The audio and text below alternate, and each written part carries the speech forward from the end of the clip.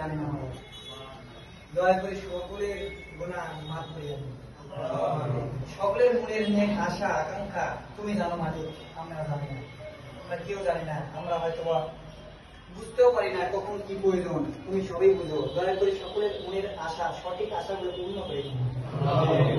ইয়া রহমান, এই রহমতের মাস, এই বরকতের মাস, নাজাতের মাস, আল্লাহ আমরা সবাই তোমার কাছে হাত উঠাইছি আল্লাহ, কোনো না কোনো ভালো কিছু উদ্দেশ্য নিয়ে যাবো।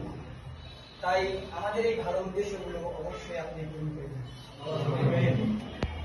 আরো হাজার হাজার মানুষ আজকে এখানে হয়তো বা আমরা দাওয়াত দিতে পারিনি, সামর্থ্য হয় নাই, তাই তারাও আসতে পারে না।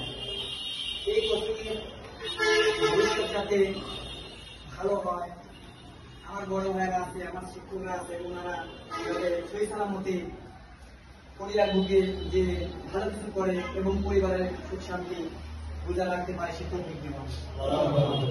আমরাও যারা স্টুডেন্ট হিসাবে আছি এবং ভবিষ্যতে যারা আসবে, সকলের জন্য মঙ্গল বয়ে আনবো।